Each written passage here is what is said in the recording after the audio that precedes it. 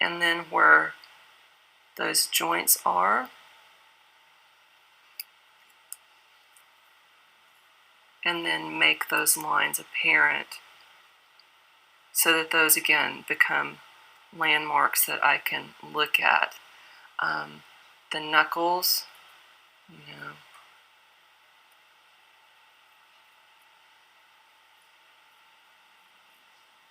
just think of it as tracing or using this hand in a way that you can reference it. So the thumb a lot of times ends up being difficult because you'll notice that it's not flat on your hand. It wants to turn, depending on age, you know, and how your hands have gone through this life, if they've been injured or they've worked extremely hard. You know, knuckles and arthritis and things like that will change the anatomy somewhat. So you want to be able to look at these pieces of information because the thumb is turned to the side somewhat. And so I'm going to check the angles with my tool and kind of work with that because my thumb does point out. Also, you need to think about the tools that you're using.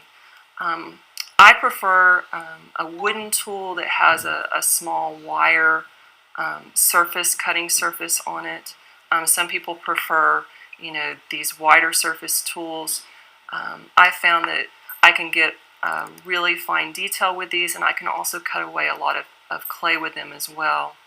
The wood releases the clay quite well. It doesn't get stuck to it, and I can utilize this just like I would utilize my finger in sculpting something, but it's smaller and it can get into more places than my finger can get. So a tool needs to be something that you think about as an extension of your finger, simply because the smaller we work, and as we go through this I will show you how to take something large and reduce it, but you need to be able to utilize a tool so that it will do the work for you. So if I can roll a tool over my finger and take it around, I should be able to do the same thing on my clay. So muscle memory is a wonderful thing. You can utilize your fingers as well on something this large, but it is more difficult the smaller we get. If you'll notice how the ridge comes up here in the center, I'm going to also do that with my clay finger. I'm going to bring that up and flatten this out some. So basically I'm just drawing in space, and I'm using my tool kind of like an artist would use a pencil or a drawing utensil. Just taking off those hard edges. Again, I'm working on one side of the hand at this point. Landmarks, okay. Checking angles and planes, which way they move about. Again, we're going to be thinning this area out because it's thin here.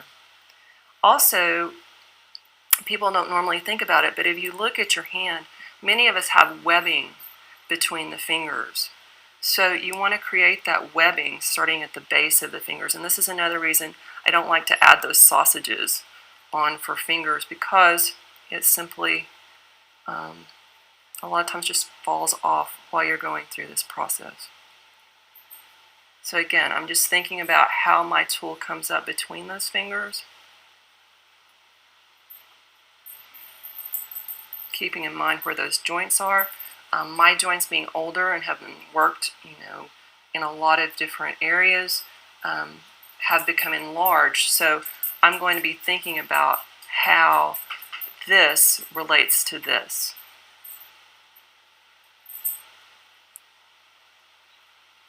So here, and then the end of the finger goes down. And we'll deal with the fingernails here later. Now we'll work on the palm, doing basically the same thing we've been doing, just looking, referencing. A lot of times people are like, it just doesn't look like a hand, and one of the reasons it doesn't look like a hand is because you're not looking at your hand to make the reference. So you're just recreating what's in your mind's eye of what a hand looks like, and you're not really referencing what's right in front of you. So if you're having difficulty, just continue to look at it and play with that structure. I'm going to go ahead and mark these lines on the back or the palm of the hand as well. Again, that thumb wants to turn on us, but we need to be able to sculpt that in that format too. So your thumb is this angle, it needs to be this angle here as well. So I'm simply going to round this edge into those particular planes. And the knuckle, when it's laying down, is basically coming from underneath.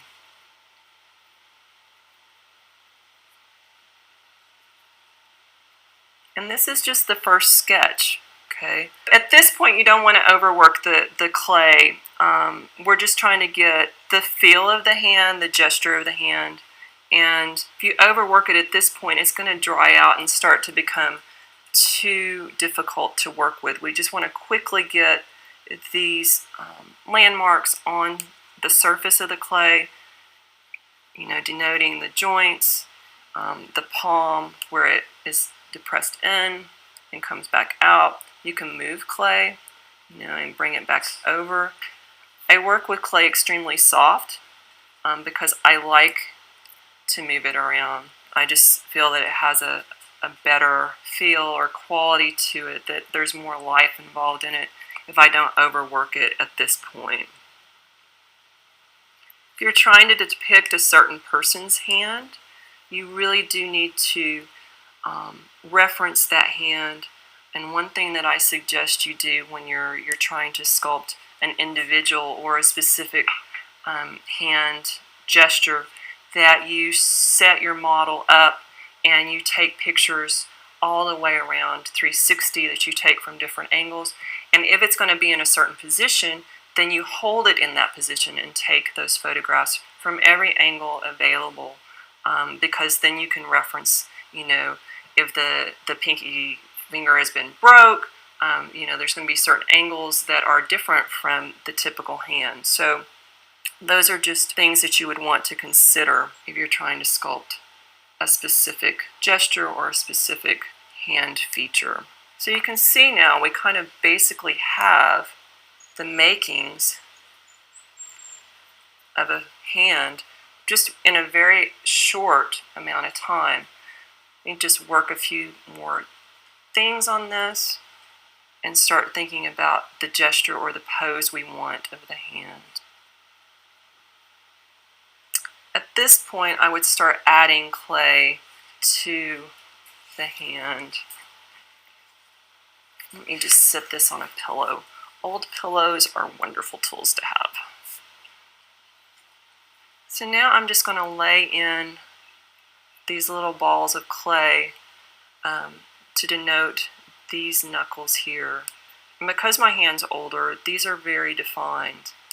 Basketball didn't help, but again, you need to understand what you're sculpting and what it looks like. You can also reference things. If the hand is closed, these will be more pronounced, whereas they're open, they almost lose themselves in the back of the hand. I go ahead and add them, and then I can take away what I don't need. Also, some people's thumb, this joint is very pronounced, so you need to think about that as being a really defined angle here. Right now it looks very much kind of, like a Gumby hand. So we need to think about adding that particular joint there as well. At this point, we're probably ready to set it up on an armature. And an armature is just a tool that we use to hold something in position. Some artists, when they're building life-size, will have these armatures actually built around pieces to hold them in place. For something this size, I take something as simple as